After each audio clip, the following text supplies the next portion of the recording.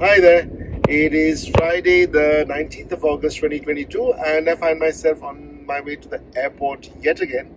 Today, to fly to Cochin on one of the longest sectors in India, domestic sectors in India, and I'm flying on Air Asia flight I-5549 between Delhi and Cochin. I'm apparently going to be flying on Victor Tango, Victor November Sierra, VTVNS. VNS is Varanasi's airport code. Air Asia India does a really cool thing. Many of their aircraft have aircraft codes, airport codes in India. So you have Jaipur, you have Bangalore, you have Bangkok, you have Amritsar, and you have Banaras. So that ought to be fun.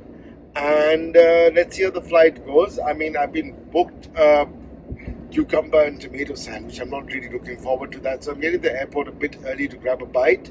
And a little bit more about Air Asia India. It has been taken over by Tata Sons now, and from what I understand, once the branding contract with Air Asia ends, that is the Tony Fernandez owned Air Asia, run Air Asia in Malaysia, ends, Air Asia India will become part of Air India Express, at least the domestic operations of Air India Express. They're going to be placing a big order for narrow haul planes. This is going to be the low cost operation of Air India domestically, and the full service operation will remain to be Air India. So let's see how the flight goes. I'm getting a bit early because, as I said, I'm not really looking forward to the food. This is my second flight this year on Air Asia India. I flew with them between Guwahati and Delhi not that long ago. And this is a long flight in the afternoon, so I really want to get something to eat. Thankfully, Air Asia India operates out of Terminal 3. And there is good food in Terminal 3. Well, it's pretty busy here at Terminal 3 at Delhi Airport. Air Asia is the only low-cost airline that has its entire operations out of Terminal 3. Indigo and SpiceJet do operate a limited number of operations from Terminal 3. There are lots of international flights right now, and you can see the check-in areas for Air India International pretty crowded. Domestic security doesn't look too bad. Let's go there and see how it is. Let me just lift my mask. These are the Air Asia check-in areas over here, as you can see. Now let's just go through. Hey, so we finally boarded VTVNS. This is an 8.5-year-old A320-216 model. It was previously with Thai Air Asia and joined Air Asia India's fleet in early 2020. Of course, before coronavirus. I guess it's not seen that much action over the last 2.5 years. So legroom is tight. It's very low cost, I must say, and there's not much in the seat pocket other than small diary and safety guard. Thanks a ton. I'll let you know about the rest of the flight in a bit. Thankfully, Delhi has very limited traffic in the afternoon, so we were first in the queue.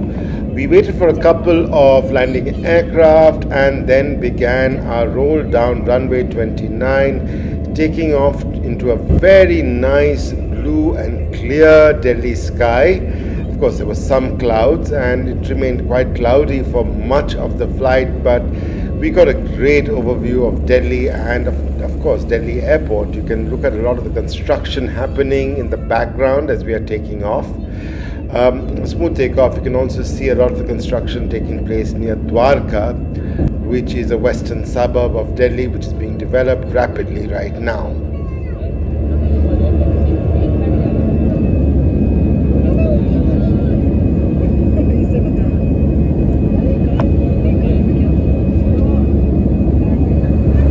And we are cruising with a speed of close to 900 kilometers an hour. In the cabin, maintaining 23 degrees Celsius for your comfort, and approximately 1800 kilometers to our destination as per the onboard computer that is calculated in air, and we are planning to cover this distance in next 1 hour or 1 minute. Weather all the way till destination is looking fine, and we are on a direct track to Hyderabad. Then we'll fly towards Bangalore, Coimbatore, and to Kochi. That is the As you route can hear the pilot for making the announcement as we reach cruising altitude, service had already begun. Thankfully, I'd already had a burger at Burger King before I started because I got a Hope roasted vegetable sandwich and a small bottle of juice. As you can see, this herb roasted vegetable sandwich was quite sad. Half a slice of cheese and some cabbage and some other vegetables all mashed up together. Frankly, it tasted quite horrible as well, and after that single bite, I put it away. It looked quite different than on the picture. The problem with Air Asia India, honestly, is that they don't even allow corporate fare bookings to make any changes to the meal on the booking. Once you book that meal, you've booked that meal, which is slightly bizarre for us who have hosts buy our ticket quite often. I'd be happy to pay as well, but there weren't too many food options on this flight, and it's a bit of a pain trying to use their website to try and juggle meals. Not that other airlines have it much easier. As I told you, it was fairly cloudy, and after listening to podcasts much of the flight, we began our descent into a very cloudy and very grey central Kerala.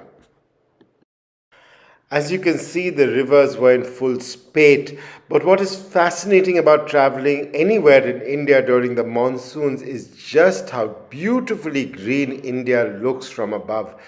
Everywhere, as far as the eye can see, is green. This is not to say that Kerala is not green during other parts of the year. This is one of the greenest states in the country, thanks to very, very high levels of precipitation.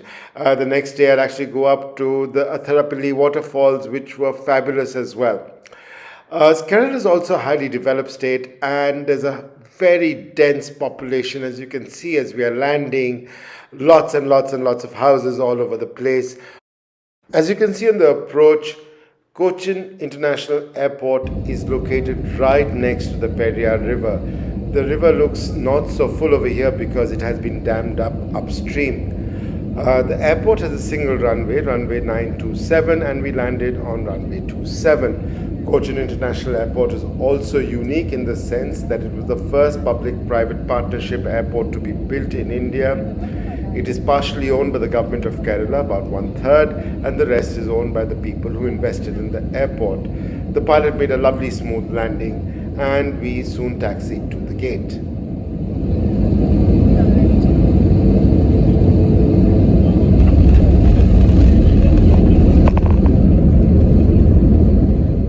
I was quite grateful that I'd already eaten before I boarded this flight because that herb roasted sandwich was not at all filling. But I do hope that on these long flights between North and South India, Air Asia India, or other airlines, even Indigo, do run a second beverage or food service. These are long flights, almost 3 hours. You might even spend 4 hours on board the aircraft. And, if the flight is at lunchtime or dinner time, you might feel quite hungry indeed. I'm sure passengers would be willing to pay for an extra snack or something more snacky than a proper meal. As for Air Asia India, not a bad airline. Don't know how much longer they'll be running as Air Asia India, but yeah, I'll fly them again.